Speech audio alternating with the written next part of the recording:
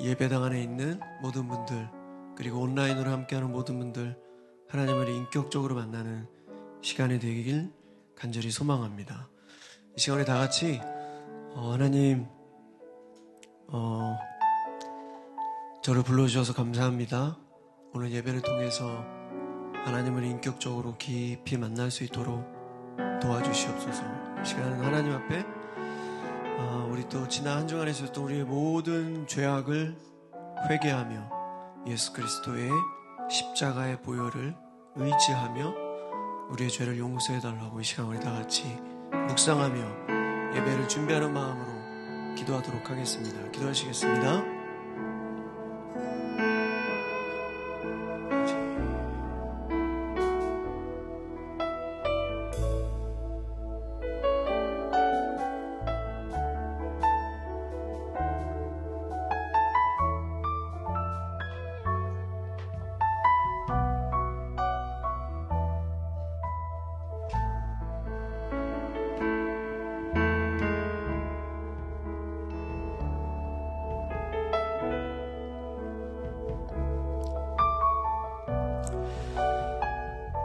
네, 여러분, 특별 새벽기도 기간입니다.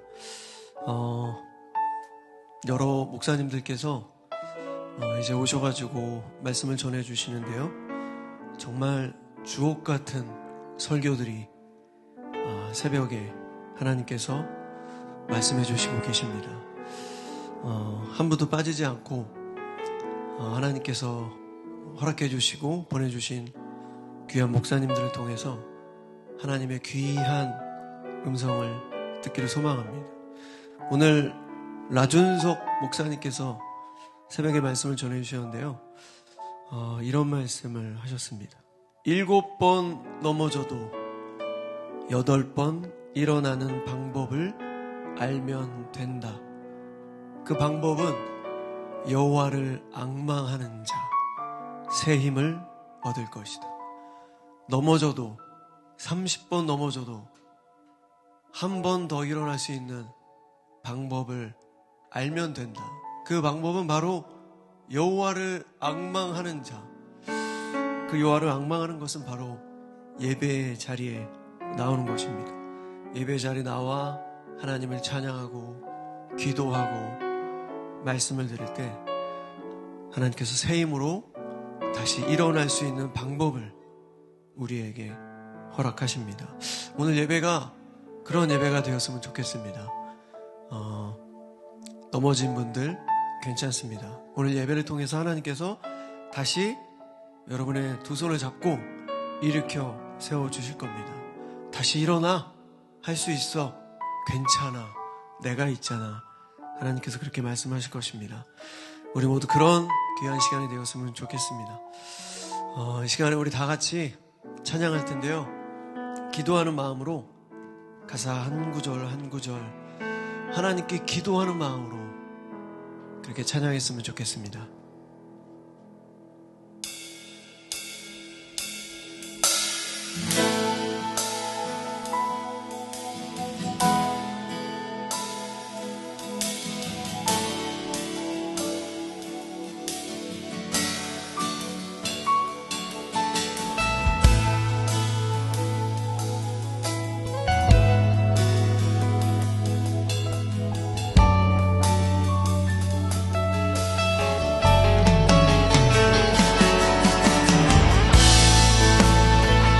하나님을 경외하는 마음으로 우리 자리에 일어나서 우리 하나님을 찬양합시다. 우리의 모든 마음을 담아 하나님을 찬양합시다. 우리의 기도, 우리의 모든 마음에 있는 짐과 우리의 모든 아픔을 하나님께 찬양을 통해서 기도하며 나아가도록 하겠습니다. 나의 영혼이 잠잠히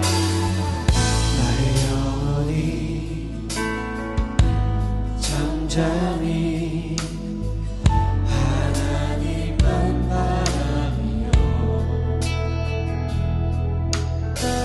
나의 구원이 그에게서 나는 돌아 나의 영혼아 잠잠히 나의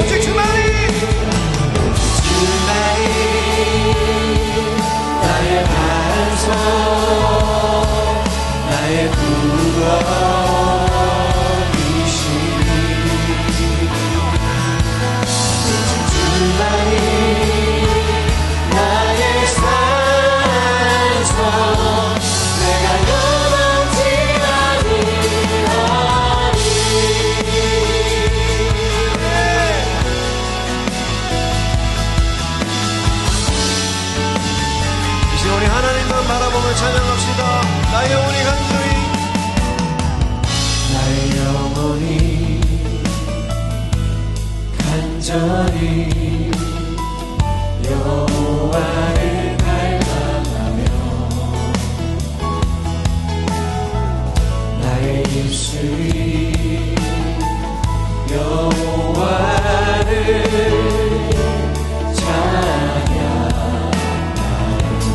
나의 영혼이 즐거이 나의 영혼이 즐거이 여호와를 따르니 나의 평생에 여호와를 송축하리 오직 주만이 나의 반석 나의 구원이시니 오직 주만이 나의 산성 내가 요동치 아니 오직 주만이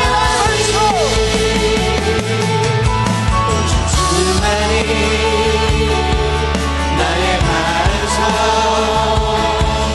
나의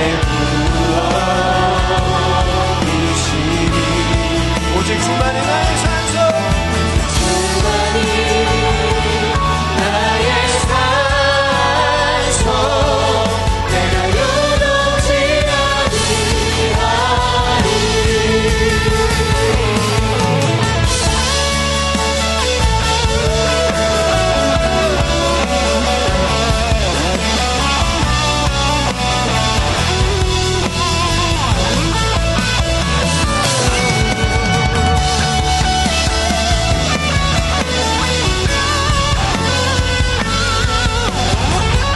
우리 전심으로 찬양합니다. 오직 주만이 나의 반석 오직 주만이 나의 반석 나의 구원이시니 아멘 주만이 나의 산성 내가 요동치 않니 오직 주만이 나의 반석 주만이 나의 반석 나의 구원이시니 오직 주만이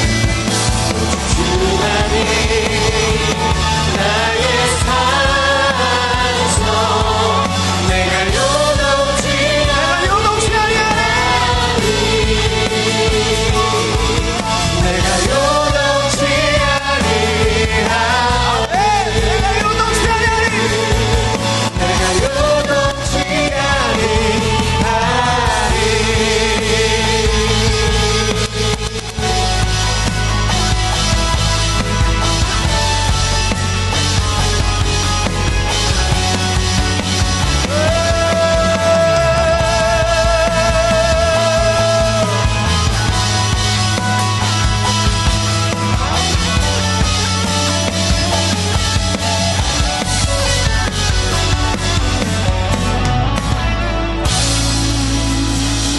우리 하나님께 영광의 박수 드리겠습니다. 아멘.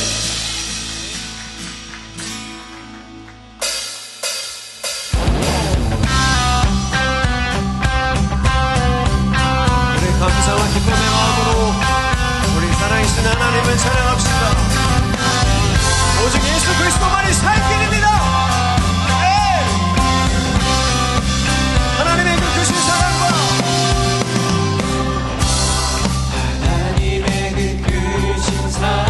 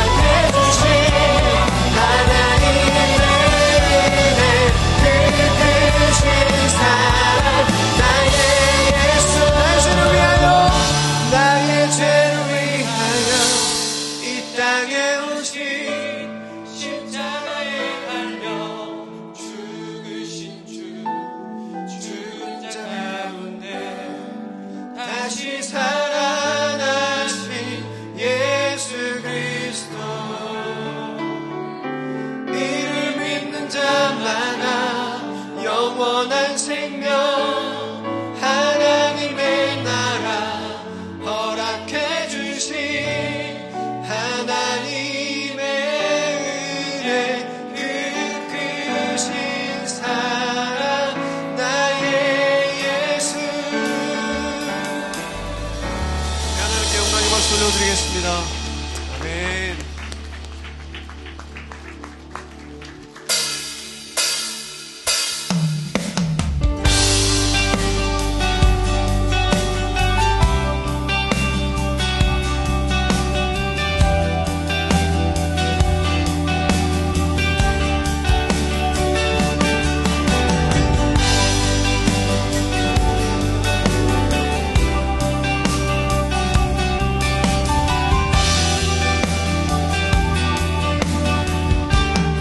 이곳에 생명 샘솟아라.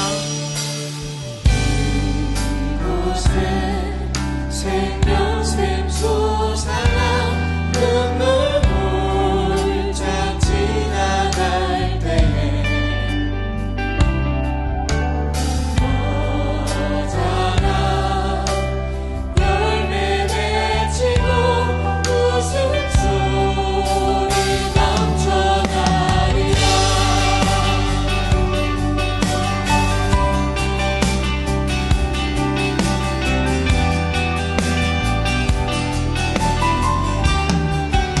그날에 하늘이 열리고 모든 이가 보게 되리라.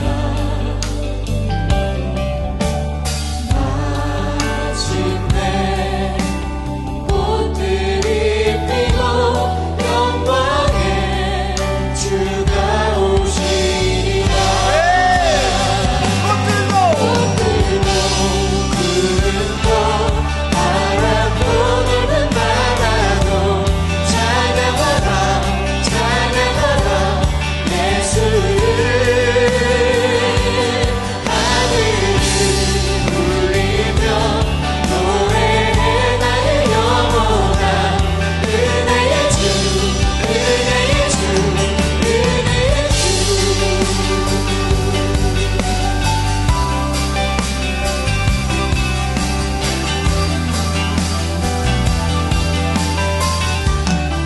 이곳에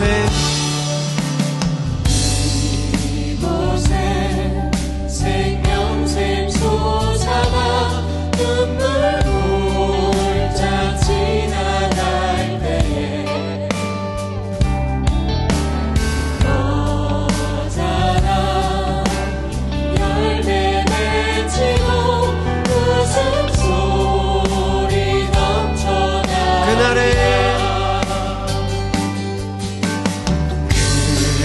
그날에 하늘이 열리고 모든 이가 보게 되리라. 마침내 꽃들이 피고 영광의 주가 오시리라. 꽃들도 구름도 바람도 넓은 바다도 찬양하라 찬양하라 예수를. 하늘을 울리며 노래해 나의 영혼아. 은혜의 주 은혜의 주 꽃들도 구름도 바람도 꽃들도 구름도 바람도 넓은 바다도 찬양하라 찬양하라 예수를. 하늘을 울리며 노래해 나의 영혼아. 은혜의 주 은혜의 다시 한번 중심으로 꽃들도 구름도 바람도 넓은 바다도 찬양하라 찬양하라 예수를. 하늘을 울리며 노래해 나의 영혼아. 은혜의 주 은혜의 주 은혜의 주. 꽃들도 구름도 바람도 넓은 바다도 찬양하라 찬양하라 예수를. 하늘을 울리며 노래해 나의 영혼아.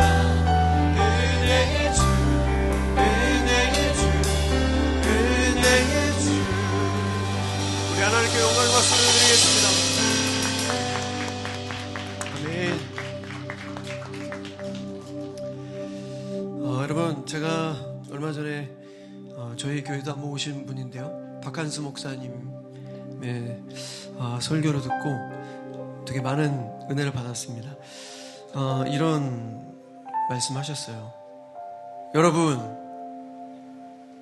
천국에 오게 된 이유가 어떤 사람은 가난했기 때문에, 또 어떤 사람은 실패했기 때문에, 또 어떤 사람은 아팠기 때문에 온 것입니다. 인생이 내 뜻대로 되면 이 자리에 10분의 1도 안 앉아 있을 것입니다. 천국에 가면 지금은 우리가 이해할 수 없는 그 모든 아픔과 시련이 해석이 됩니다. 이런 말씀을 전해주셨는데 굉장히 큰 울림이 있었습니다. 여러분 생각해 보십시오. 저만 해도 제 뜻대로 모든 일이 다 됐다면 제가 여기 서 있었을까요? 제가 여기 서서 하나님을 찬양하고 있었을까요? 여러분들이 생각하는 그 모든 일들이 다 잘 됐다면 여러분들이 여기 수요일 세상에서 재미있게 놀 수 있는 이 시간에 이 예배당에 있을까요? 과연? 굉장히 울림이 있는 이야기입니다. 천국에 오게 된 이유가 어떤 사람은 가난했기 때문에 왔고, 어떤 사람은 실패했기 때문에 왔고, 어떤 사람은 아팠기 때문에 온 것이다. 그 모든 것에는 협력하여 선을 이루시는 하나님의 인도하심이 있다. 이런 말씀하셨습니다. 여러분, 이 자리에 오신 분들, 저도 그렇고 저희 찬양팀원들도 그렇고, 저희가 이제 찬양하기 전에 이제 나눔을 하면 삶이 고단하다, 힘들다, 피곤하다, 대부분 다 이런 얘기 드립니다. 하지만 그렇기 때문에 예배 드리러 오는 겁니다. 그렇기 때문에 하나님밖에 붙잡을 존재가 없기 때문에 결국에는 그것 때문에 우리가 예배를 드리는 것입니다. 이제 다 같이 내 평생에 가는 길 우리 찬양할 텐데요. 우리의 마음을 담아서 하나님 감사합니다. 나에게 이런 처지를 주셔서 감사합니다. 제가 생각한 대로 일이 안 돼서 하나님 감사합니다. 그래서 제가 왔습니다. 그래서 하나님 붙들려고 왔습니다. 그저 모든 것에 감사합니다. 내 평생에 가는 길 순탄하여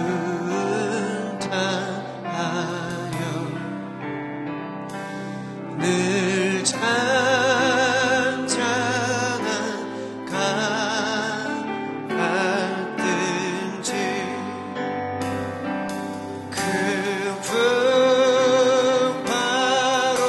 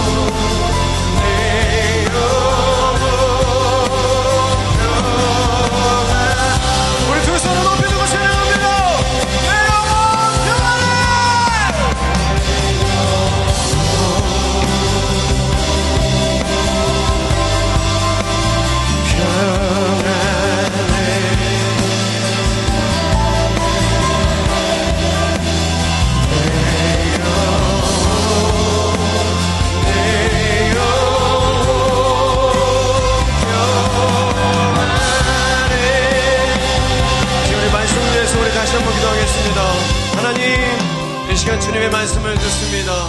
하나님의 말씀을 통해서 우리가 깨닫게 하여 주시옵소서. 그리고 하나님, 우리의 주인 되신 하나님인 것을 잊지 않게 하여 주시옵소서. 모든 순간에 결정할 때, 판단할 때 기도하지 않고 하지 않게 하여 주시옵소서. 그것이 교만입니다. 하나님, 오직 모든 일에 하나님께 아뢰며 하나님의 음성을 기다릴 줄 아는 인내와 겸손함을 허락하여 주시옵소서. 오늘 이 시간 주님 말씀하여 주실 때 그 말씀을 통하여 우리가 다시 한번 깨닫게 하여 주시고, 모든 일에 협력하여 오늘 이루어 가시는 하나님 것을 인정하는 오늘 이 저녁이 될 수 있게 해달라고 이 시간 주님의 이름 한번 크게 부르고 우리 주님, 우리 기도하며 나가도록 하겠습니다. 기도하시겠습니다. 주여,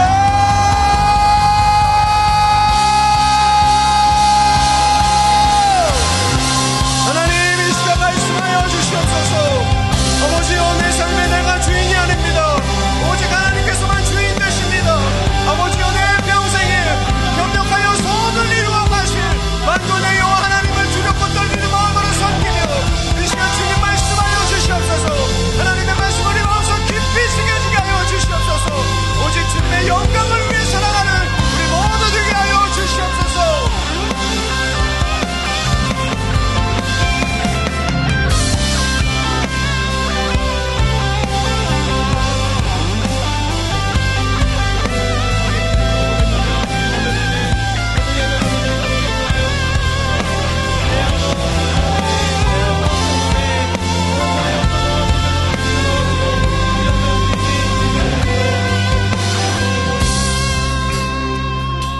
한 가지 더 중보하겠습니다.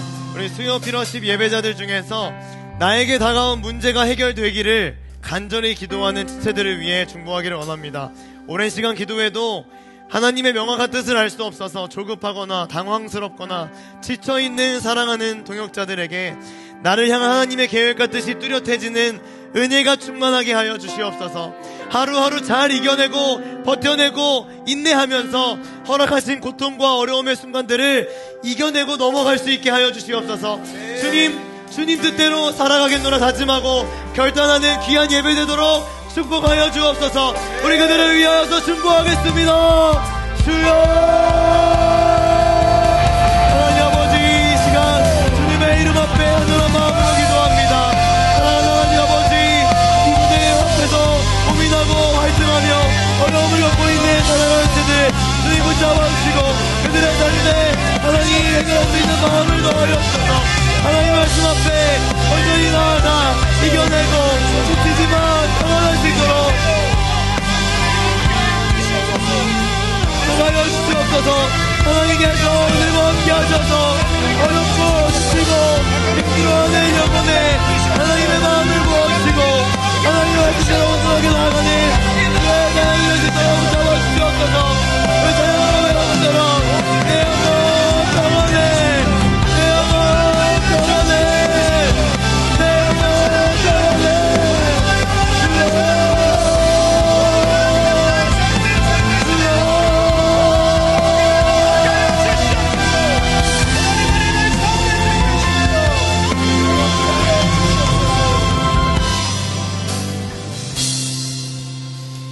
사랑하는 하나님, 우리를 예배 공동체로 불러주심에 감사합니다.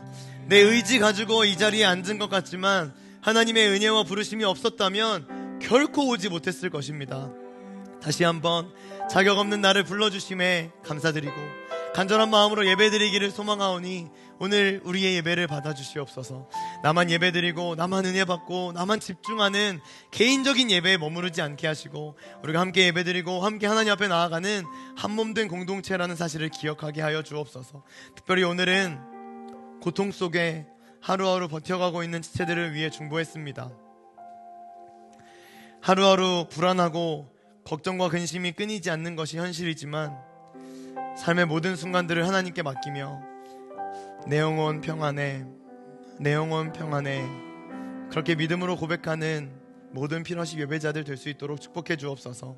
오늘 예배를 통해서 하나님께 나아가 일어날 새 힘을 공급받는 시간 되기를 기대합니다. 우리를 만나 주시옵소서. 감사드리며 예수님의 이름으로 기도합니다. 아멘. 우리 하나님께 큰 영광의 박수 올려드리겠습니다. 네, 사랑하는 피러시 예배자들을 진심으로 환영합니다. 그리고 사랑합니다. 네, 잘 오셨습니다. 말씀 나누기 전에 두 가지 광고와 한 가지 제안을 드립니다. 프로젝트 광고는 많이 했으니까 아주 담백하게 하겠습니다. 첫 번째로는 8시 시간 맞춰서 예배 참석해 주시길 부탁드리고, 두 번째는 앞자리부터 그리고 가운데부터 앉아주시기를 부탁을 드리겠습니다. 함께 만들어가는 아름다운 예배 문화, 우리 수요 피러십이 가능하다는 것을 우리 함께 힘써서 지켜나갈 수 있었으면 좋겠습니다. 그 다음에 한 가지 제안을 드립니다. 저희 앞에 PPT가 안 나오네요. 네, 한 가지 제안 이겁니다. 이번 주 월요일부터 교회는 21일 특별 새벽 기도회를 진행하고 있습니다. 물론 피곤할 수 있습니다. 그런데 말씀이 너무나도 은혜롭습니다. 이번 주는 목금토 3번, 이번 주는 3번 남았고 전체적으로는 18번 남았는데요. 믿음의 도전을 해보시기를 축복합니다. 청년 1, 2부라면 토요일에 조식 먹는 이벤트도 있는 것 같으니까 꼭 함께 해주시기를 부탁드려요. 예배라고 하면 제일 먼저 두 손 들고 달려가는 우리 수요 피러십 모든 예배자들 되기를 간절히 소망합니다.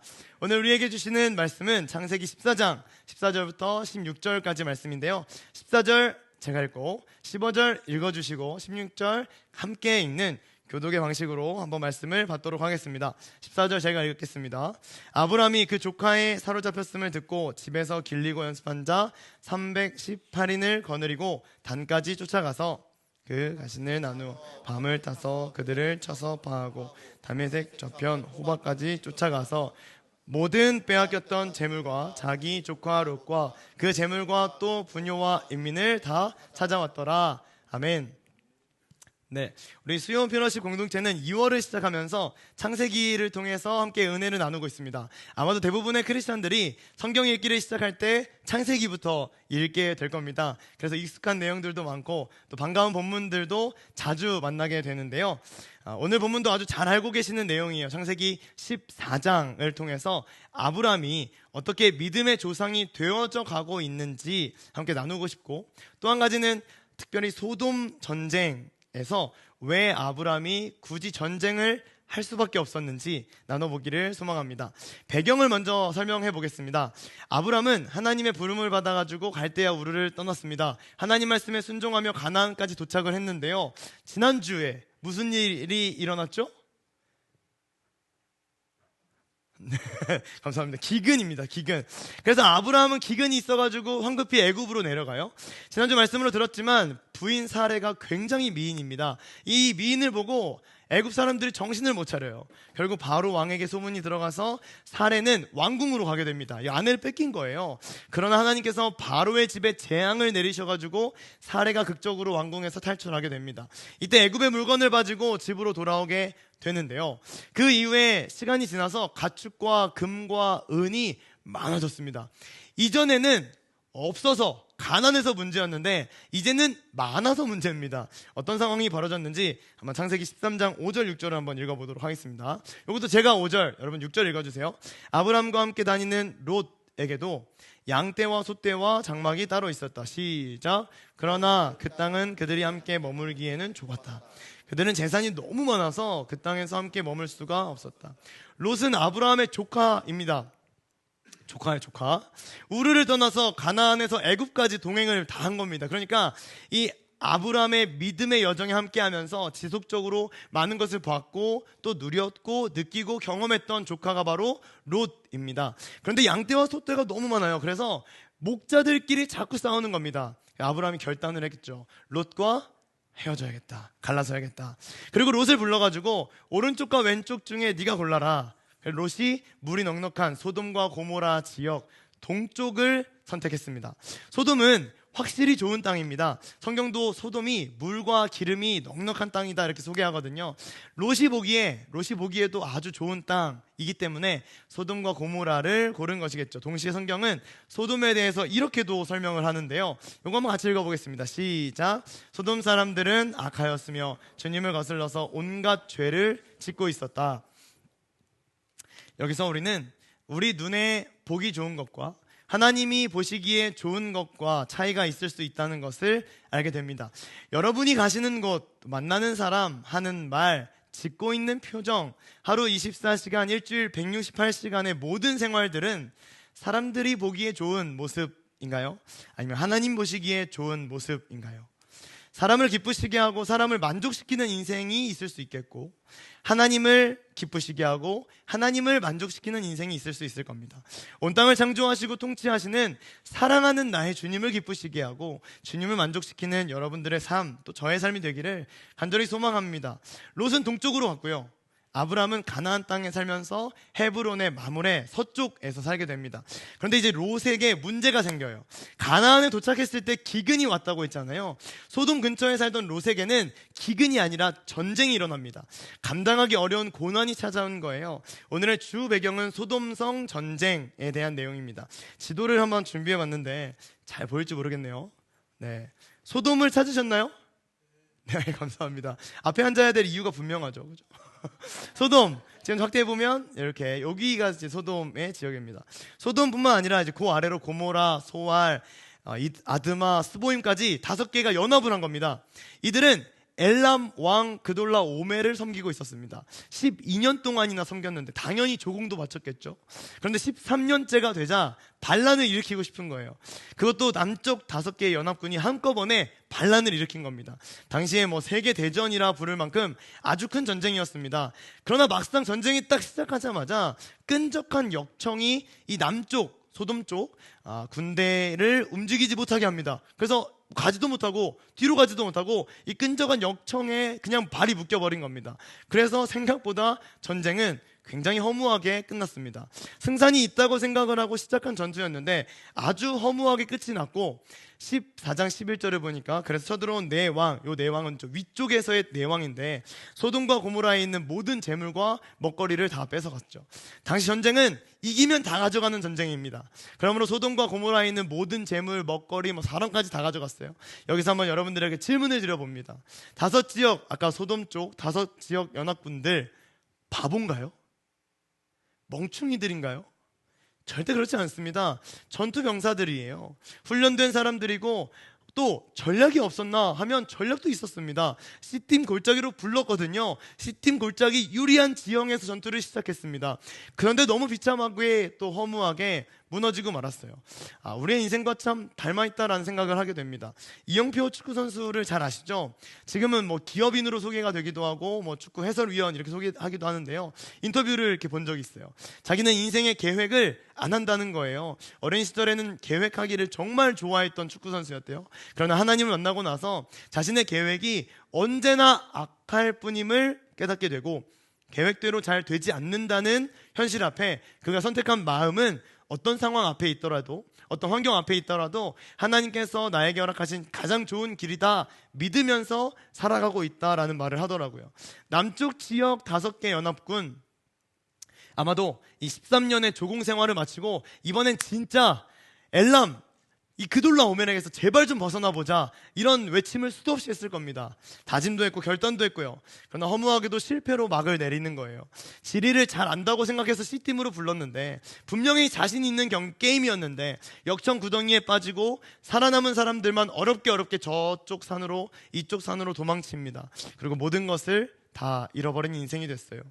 우리의 삶에 자신 있던 일들, 하나님이 아니어도 이건 제가 할 수 있습니다. 결과가 어떠셨나요? 많은 계산을 해보고 이것저것 따져보고 모든 것이 완벽했다라고 생각되는 일들도 결국 하나님이 아니라면 우리는 실패할 수밖에 없는 인생입니다. 물론 그 실패를 통해서도 하나님은 자신을 계시하시고 우리와 동행해 주시겠지만, 언제까지 내 생각과 내 전략, 하나님 없이도 내가 할 수 있으니까 이건 제가 좀 하겠습니다 라고 말하며 살 거냐 하는 겁니다. 출애굽을 해가지고 가나안 땅에 들어간 이스라엘 백성들을 생각해 볼까요? 400년 동안 노예로 살았어요. 애굽의 노예죠. 그리고 광야에서 40년 살았습니다. 나그네로 살았죠. 그들에겐 전투력이라는 것 도저히 찾아보기가 어렵습니다. 그런데 가나안 땅에 들어가야 돼요. 전쟁해야 돼요. 싸워서 이겨야 돼요. 어떻게 하죠? 하나님께서 싸워주십니다. 처음 만난 여리고성, 어마어마한 크기의 성이었어요. 입 다물고 돌고 나팔 부니까 무너집니다. 이런 기적을 경험하면 미쳐버리는 거죠. 그런데 문제는 여기 있습니다. 여리고성에서 엄청난 승리를 했는데 그 승리에 도취돼서 그 다음 아이성을 얕보게 돼요. 하나님께 묻지도 않고 기도하지도 않습니다. 작은 성 아이성, 그들은 그냥 올라갔다가 참패를 당하고 36명을 잃고 맙니다. 내가 모든 것을 다 안다고 생각하는 게 문제가 됩니다. 내가 다 할 수 있다. 하나님은 없어도 된다. 이 정도는 내가 하면 돼. 라고 생각하는 것. 나를 믿으면 돼. 내가 하면 돼. 거기에서 문제가 생기더라는 것입니다. 오늘 본문에 소돔과 고모라를 중심으로 5개 연합군, 내가 할 수 있다고 생각했습니다.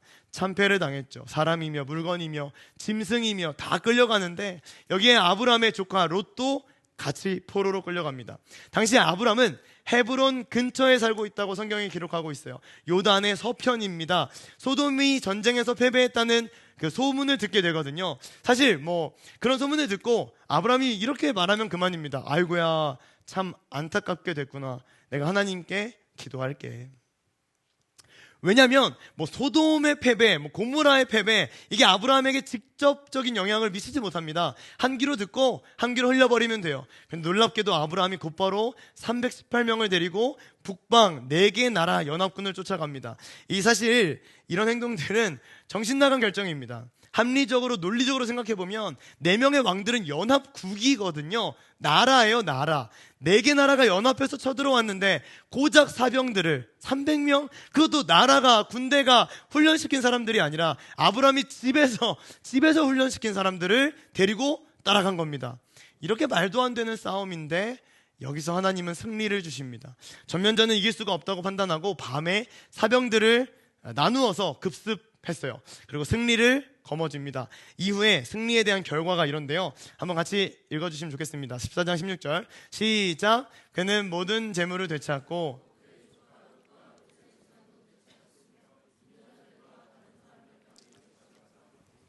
모든 것을 되찾았다라는 승리의 소식, 누가 가장 즐거워했을까요?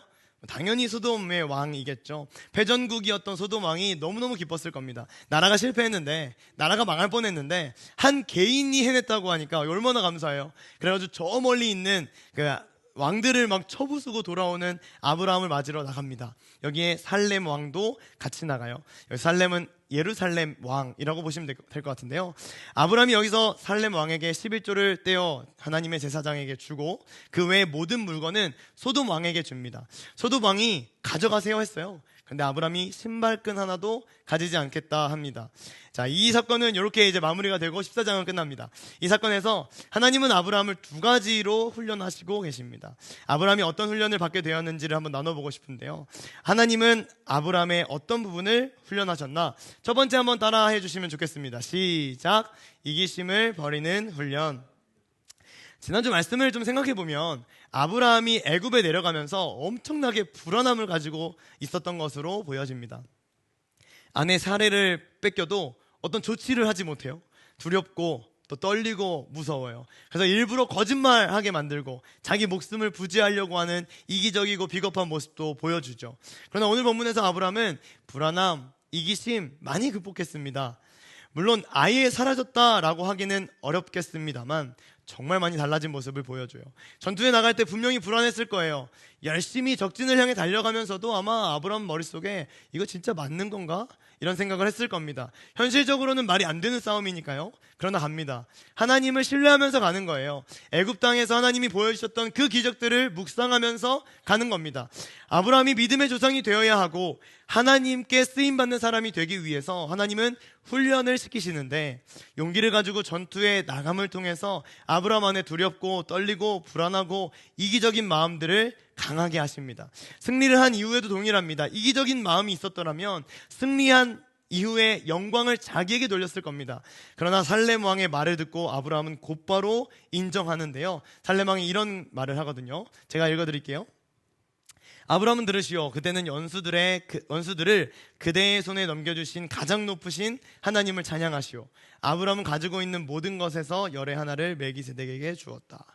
친구와 게임 한 판을 해도 승리를 하고 나면 기쁨으로 차오르고 교만한 마음이 스물스물 올라오는 게 인간입니다.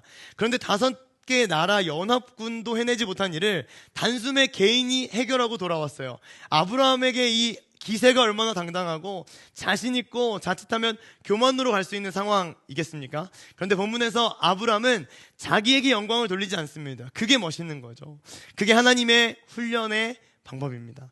물론 시간이 지나서 또 실수하고 자빠집니다. 그럼에도 불구하고 하나님의 훈련을 통해 아브라함은 지금 이기적인 마음을 찍어 누르고 하나님께 영광 돌리는 삶을 살아가고 있더라는 겁니다. 충분히 내가 한 거야 라고 말할 수 있는데, 하나님께 영광 올려드리는 삶, 분명히 내가 잘한 것도 있는데 그 모든 것은 하나님께서 허락해 주신 것임을 믿음으로 인정하는 삶, 우리 애들의 삶이 그렇게 되기를 간절히 소망합니다. 제가 청소년부를 담당하고 섬기고 있을 때 캠프 섬김으로 우리 청년들이 많이 와줬어요. 그 중에서도 유난히 인기가 많은 형제가 있었는데요, 청소년들은 그 오빠를 보려고 교회에 오기도 하고 캠프 기간 4일 내내 그 오빠 주변에 많은 여자 청소년들이 있었습니다. 이게 누군지 찾아내려고 하지 마세요, 머릿속에서. 자, 캠프 마지막 날 저녁 집회를 딱 앞두고 한 여학생이 용기를 내더라고요. 그 오빠에게 가더니 이렇게 말하는 거예요. 오빠 너무 멋있어요. 그랬더니 그 청년이 하는 말이 아주 환상적입니다. 너희들은 캠프를 온 거고 오늘 예배를 통해서 너희들은 하나님을 만나야 돼. 네, 너무 가짠타는 웃음이 여기서. 와, 나라면 저렇게 말할 수 있을까? 물론 저에게 그런 일이 생기지도 않겠지만 나라면 저렇게 말할 수 있을까? 우리는 박수 소리에 아주 약하죠. 박수 소리에. 나를 향한 박수 소리, 나를 향한 칭찬, 인정. 그 소리가 커지면 커질수록 우리는 더욱 강렬한 하나님의 훈련대 앞에 서야만 합니다. 예수님의 길을 예비했던 침례 요한의 믿음의 고백을 우리도 매일같이 반복하며 해야 할 것입니다. 한번 같이 읽어볼까요? 흰색 글씨만요. 시작. 그는 흥하여야 하겠고 나는 쇠하여야 하리라 하니라.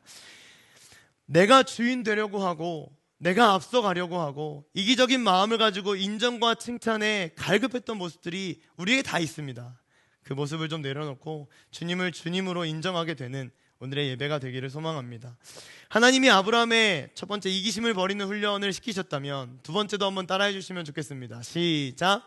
물질 욕심을 버리는 훈련. 지난주 설교에서 아브라함은 애굽 왕에게 온갖 물질을 다 받아요. 적어도 성경에서는 뭐 고민을 했다, 뭐 받아도 될까 말까 이런 고민, 뭐 질문 하나님께 물었다 이런 게 없습니다. 그런데 오늘 소돔성 전투에서 승리를 한 후에 정말 많은 물건과 보석들을 손에 넣을 수 있었는데 아브라함은 가지지 않습니다. 물론 그때는 가난했었고 지금은 부유하기 때문에 그런 거 아니야 라고 생각할 수도 있겠습니다만 죄악된 인간의 본성은 있다고 안 받지 않습니다. 1억을 모으면 만족할 것 같지만 2억을 모으려고 하는 것이 인간의 본성 아니겠어요? 자동차도 3 시리즈를 사면 5가 사고 싶고 7이 사고 싶고 9가 사고 싶고 점점점 막 사고 싶죠. 핸드폰도 끊임없이 더 고급 버전들이 나옵니다. 가방도 점점 비싼 걸 사고 싶어요. 집은요, 처음에는 24평, 36평, 50평 점점 더 넓게 그래서 100평, 200평이 되어도 만족하지 못하는 고장난 상태가 되어버리지 않습니까? 저는 그 모습이 잘못되었다고 무조건 꼬집기보다는 인간의 본능이고 이겨내기 힘든 세상의 유혹이다라고 말하고 싶습니다. 그러므로 사도 바울의 아주 명확한 해결책 자족이라는 단어를 여러분들에게 선물로 드리고 싶습니다. 빌보서 말씀인데요, 이것도 한번 제가 11절 여러분 12절 읽어주시죠. 내가 궁핍함으로 말하는 것이 아니니라 어떠한 형편에든지 나는 자족하기를 배웠노니. 시작. 나는 비천에 처할 줄도 알고 풍부에 처할 줄도 알아. 모든 일 곧 배부름과 배고픔과 공부와 궁핍에도 저는 이 땅에서 하나님께 받을 수 있는 축복 중에 하나가 자족이라고 생각합니다. 아브라함은 오늘 본문에서 자족의 훈련을 받고 있어요. 전투 이후에 아브라함은 충분히 받을 자격이 주어집니다. 받아도 됩니다. 고대 전쟁은 승리한 자가 전부 다 가져가는 전쟁이니까요. 그렇지만 아브라함이 이렇게 말합니다. 창세기 14장 23절 같이 읽어보겠습니다. 시작. 그대의 것은 시로나 신발끈 하나라도 가지지 않겠습니다. 그러므로 그대는 그대 덕분에 아브라함이 부자가 되었다고는 절대로 말할 수 없을 것입니다. 나는 아무것도 가지지 않겠습니다. 내가 물건 다 가져가면, 그래서 부자 되면 소돔 왕 너한테 받아서 부자 된 것이라고 주변 사람들이 생각할 거 아니야? 그러므로 나는 너한테 아무것도 받지 않겠다. 오직 나를 채우실 수 있는 분은 유일한 한 하나님이시고, 나를 인도하시고 나를 이끌어 가시는 분도 유일한 하나님이시고, 나와 함께 하시는 분도 너 때문에 내가 잘 된 게 아니라 난 나의 하나님 덕분에 이렇게 살아가고 있는 것이다 라는 것을 믿음으로 고백한 것입니다. 이것은 물질을 거부한 게 아니라 믿음을 고백한 행동이라는 것이죠. 심지어 소돔 왕에게 이렇게 말하기 직전 살렘 왕에게 11조를 드리는 장면이 등장합니다. 이 본문이 성경 속에 나오는 11조의 기원이 되는데요. 살렘 왕 멜기세덱은 아브라함에게 11조를 드려라 하지 않습니다. 전쟁에서 이겼지 11조 해야지 라고 말하지 않아요. 그저 너의 승리는 하나님께로부터 온 것이야. 너의 승리는 하나님께로부터 왔으니까 하나님을 찬양해야 돼 라고 말하는데 아브라함이 곧바로 11조를 드립니다. 억지가 아닙니다. 강제도 아니고요. 어쩔 수 없이 드리는 거 아니에요. 완전히 자발이죠.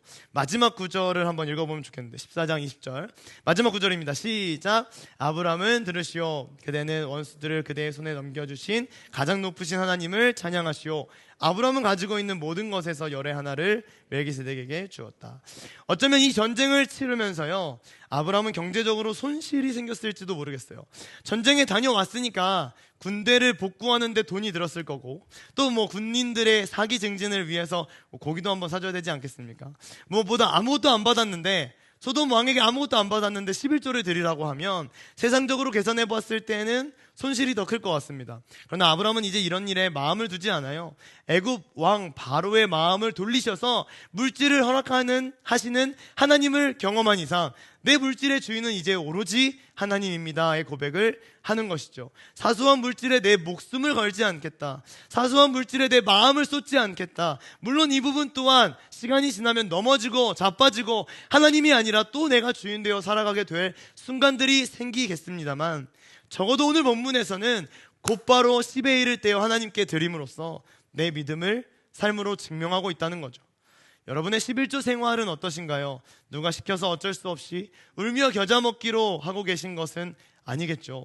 11조 이야기하면 저도 여러분도 불편해질 수 있다는 거 저도 잘 압니다. 그러나 오늘만큼은 제가 조금 더 오버해보려고 해요. 하나님께 감사한 마음으로 드렸던 아브라함의 본문을 보면서 하나님께 감사한 마음이라면 10의 1조가 아니라 10의 2조는 어떨까요? 10의 3조는요? 10의 5조는요?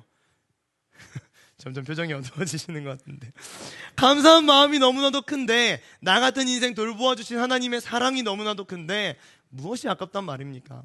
반대로요, 내 지갑에 드릴 수 있는 물질이 없어요. 근데 감사하면 어떻게 하죠? 100의 1조는 어떨까요? 1000의 1조는 어떨까요? 정말 중요한 것은 내게 주신 모든 물질은 하나님의 것입니다.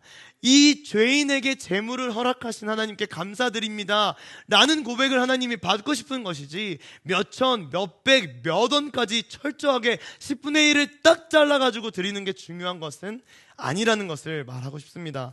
작년 감사주의일 때 한 청년이 찾아왔어요. 일을 하고 돈을 받았나 봐요. 10원 단위로 월급을 받나 보죠.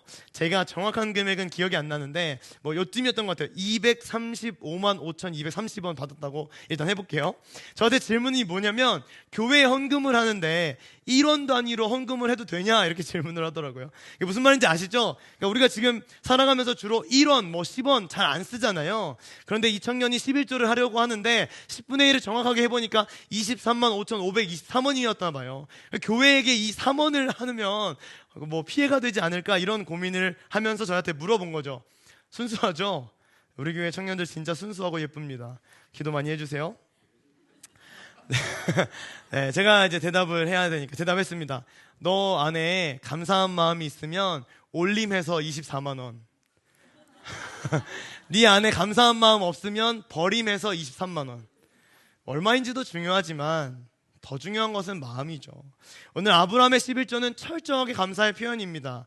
우리들도 11조, 우리들의 헌금 생활도 그랬으면 좋겠어요. 헌금을 하세요, 헌금하지 마세요, 이런 개념을 이제는 좀 제발 뛰어넘어서 나를 구원하시고 늘 함께 하신 하나님에 대한 감사의 반응으로 주님 앞에 드릴 수 있는 수요 피러십 모든 예배자들 되어주시길 진심으로 축복합니다. 마무리를 하겠습니다. 저는 오늘의 본문을 이렇게 읽으면서 아브라함이 이기적인 모습들도 극복하고 또 물질적인 욕심들도 극복했다, 이렇게 해도 이거 하나님의 훈련이었다, 이렇게 해도 이렇게 무모하고 말도 안 되는 전투에 뛰어들었던 진짜 큰 이유가 있지 않을까, 이런 생각을 해봤습니다. 사실 아브라함이 전쟁의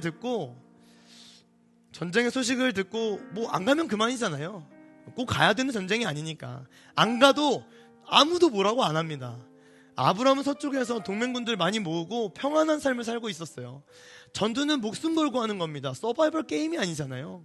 상대해야 될 연합군, 북방의 4개 연합군들은 강력한 민족입니다. 승산이 없는 싸움이죠. 온 가족들을 죽음의 길로 몰아세울 수도 있는 318명이라고 하면 318명의 가정을 다 죽음의 길로 몰아세울 수 있는 위험한 선택이었다고요. 그런데 출격할 수밖에 없었던 이유가 도대체 뭐냐? 318명을 모으고 출발을 하기 직전에 내가 만약 아브라함이었으면 무슨 기도를 했을까 생각해 봤습니다. 하나님, 굳이 제가 가는 게 맞나요? 솔직히 이건 아닌 것 같아요. 내가 아니어도 될 것 같아요. 그럼 다음, 주님, 이거 저한테 유익한 일인가요? 제가 이거 318명 데리고 가가지고 전쟁해가지고 뭐 싸워서 이길지 질지 모르겠지만 싸우는 거 이거 저한테 유익한 건가요? 그런 건 아닌 것 같아요. 유익이 별로 없어요. 그러면 다음 질문, 하나님, 그럼 이거 내가 진짜 할 수 있는 거 맞나요?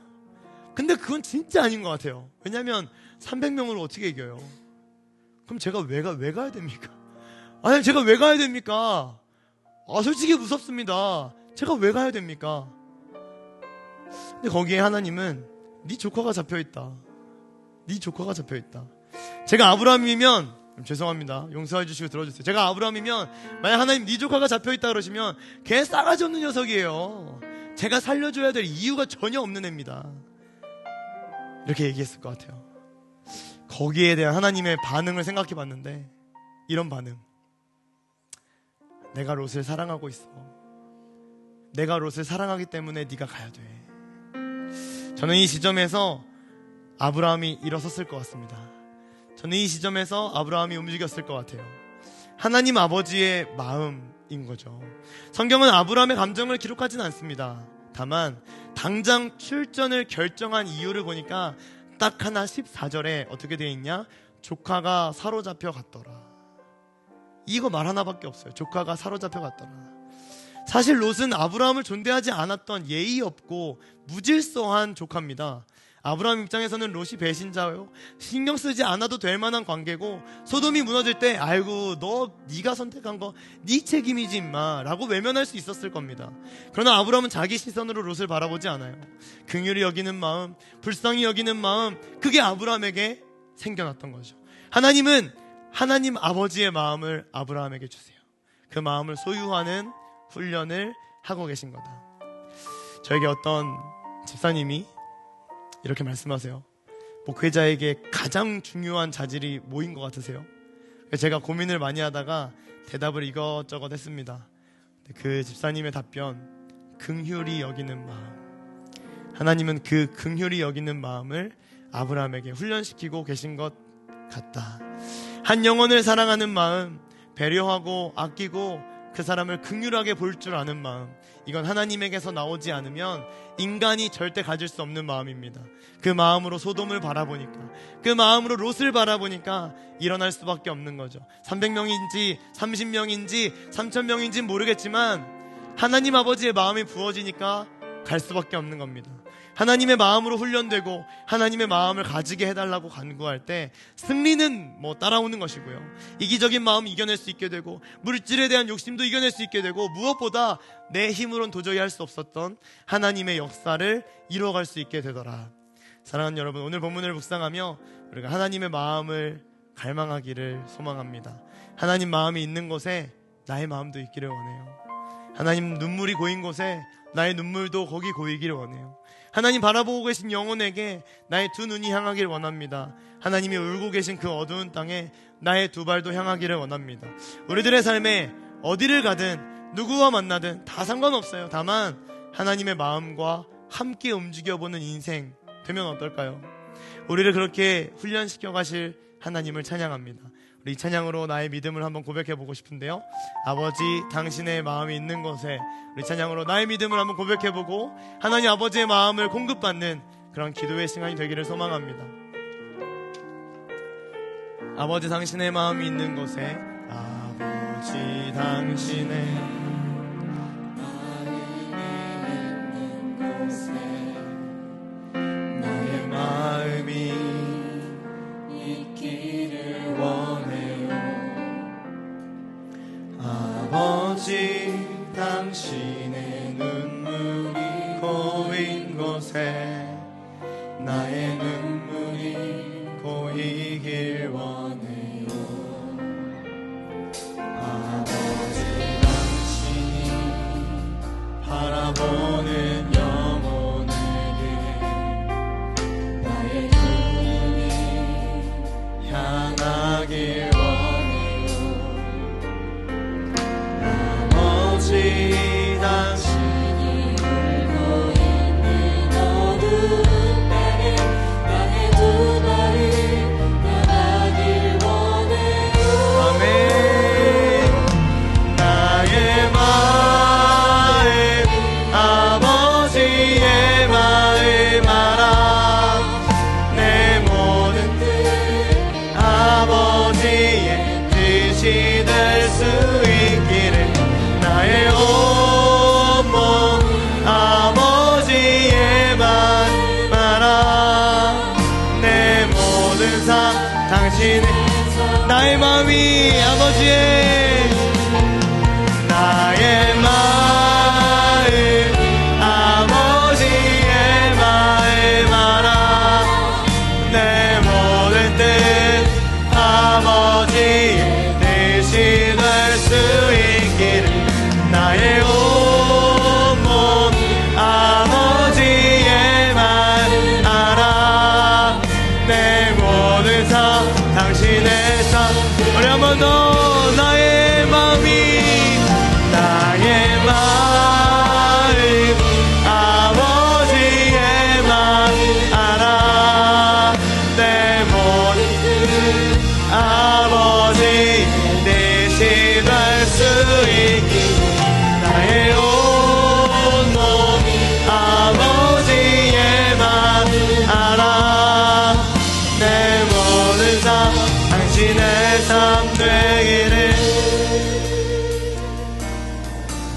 우리 제일 먼저 처음으로는 딱 30초만 내 삶 속에 하나님 아버지의 마음을 따라가고 있었는지 한번 돌아보는 회개의 기도를 묵상으로 드리기 원합니다. 나의 삶을 돌아보면서 나의 말과 나의 행동을 돌아보면서 나의 태도와 나의 표정을 돌아보면서 하나님의 마음 따라 살아가고 있었는지 딱 30초만 묵상으로 먼저 기도하기를 원합니다.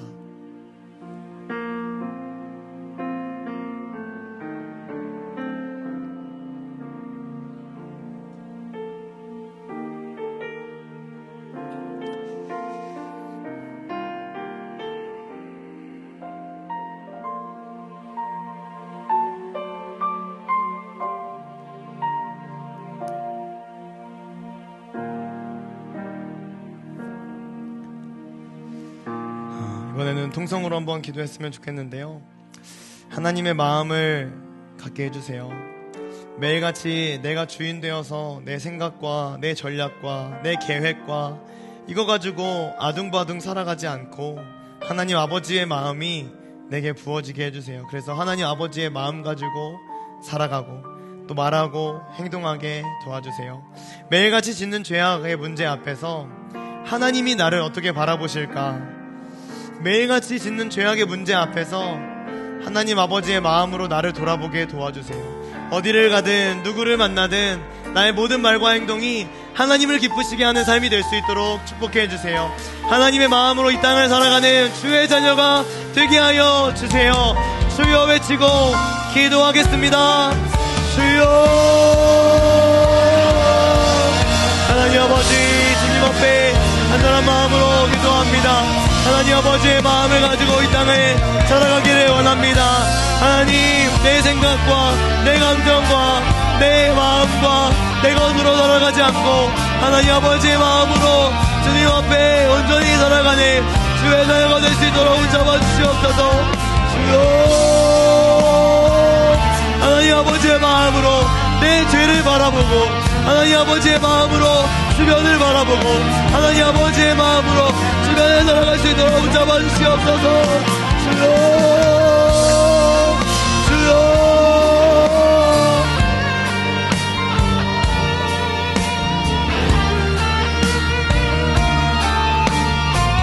하나님 아버지의 마음을 소유한 주의 자녀로 주님 앞에 나아가기를 간절히 소망합니다.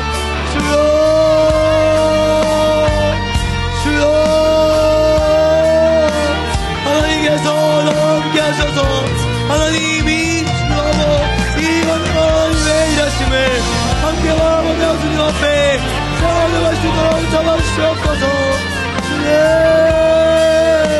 하나님 아버지의 마음으로 온전하게 주의 영광을 위하여 나아가기를 소망합니다. 주님, 주님.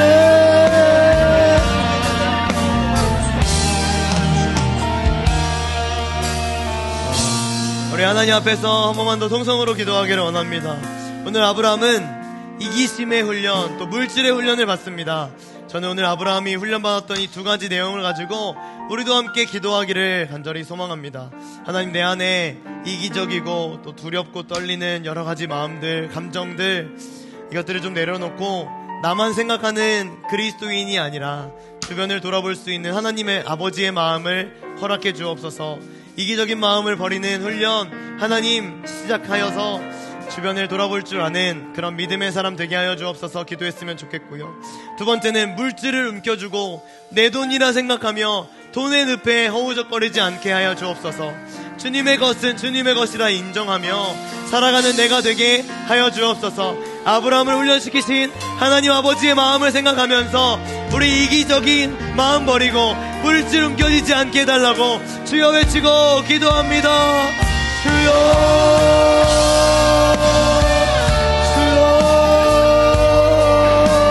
하나님 아버지, 우리에게도 훈련이 필요합니다. 하나님 아버지께서 우리를 훈련하실 때 이기적인 마음을 버리고 두려운 마음을 버리고 하나님을 사랑하고 하나님을 주인으로 모시고 사랑하는 훈련을 시키십니다. 하나님 아버지, 주님 앞에 간절히 기도하오니 이기심의 훈련, 또 물질의 훈련 하나할 수 있도록 붙잡아주시고 무엇보다도 하나님 아버지의 마음을 닮아서 하나님 아버지의 심정을 가지고 주님 앞에 설 수 있도록 붙잡아 주시옵소서. 하나님 역사하여 주셔서 일하여 주셔서 하나님 아버지의 마음으로 주변을 돌아보고 하나님만의 나의 원하신 예수 그리스도 그분을 바라보며 믿음으로 나아갈 수 있도록 붙잡아 주시옵소서. 주여,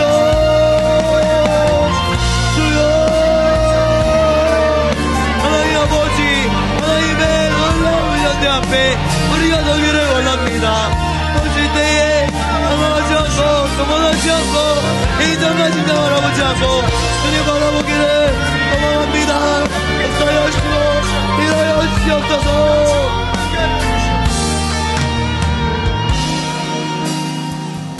사랑하는 하나님, 예배의 자리에 우리를 불러주셔서 감사합니다.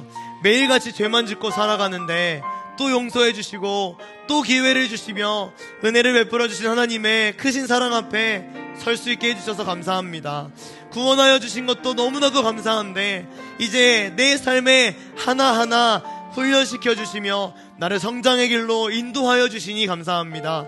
이기적인 마음을 벗어던지고 하나님 아버지의 마음으로 주변을 살려내는 인생 되게 하여 주시옵소서.